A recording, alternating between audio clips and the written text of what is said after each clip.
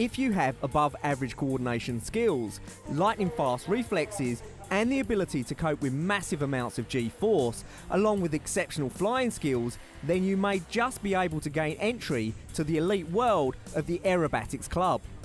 Born in the age of the flying circus, aerobatics became of age following World War I, when private pilots realised they could draw a crowd with their daring in the skies.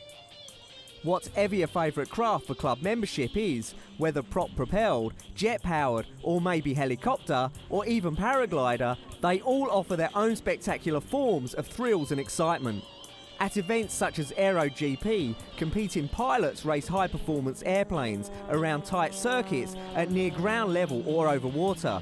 The Aero GP is the first time that any of these things have been done before. More importantly, they're actually brought together in a comprehensive way. Of course, in aviation we have aerobatics competitions, we have a variety of competitions which are all very exciting and thrilling and technical.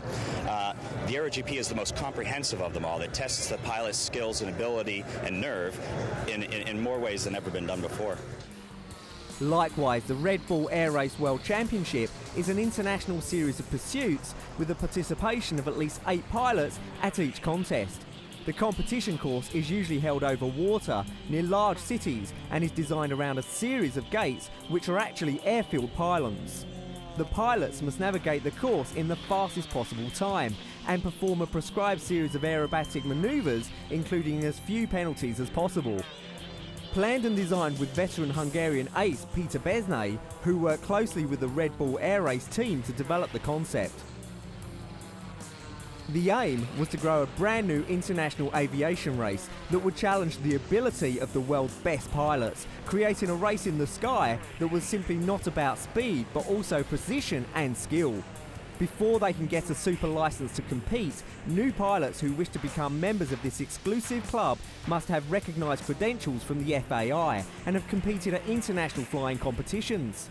This is no place for an amateur. Low-level stunt flying in front of large crowds calls for top-level experience behind the stick. The wind today was very strong. It's very turbulent in the track and makes some of the corners very difficult. So you're trying to line it up to fly through these air gates, and it's anybody's guess out there. It's why you're seeing a lot of this quick maneuvering, because we're all second-guessing the flight path of the airplane due to the crosswind.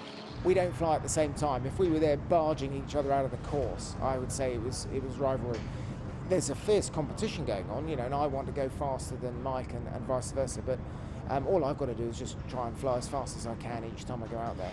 This extreme sport is so popular with G-force junkies that even Formula One aces queue up for a ride with Besnay. Last time I remember I had no idea where I was, because you went up and like...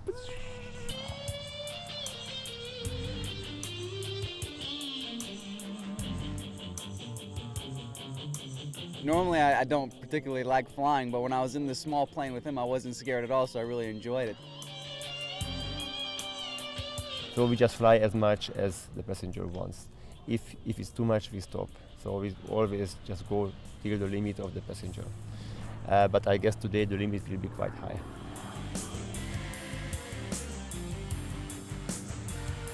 When you go away from the runway upside down, you have to pull negative G so the blood goes up to your brain, and that's interesting. I think that's the hardest G-force to deal with.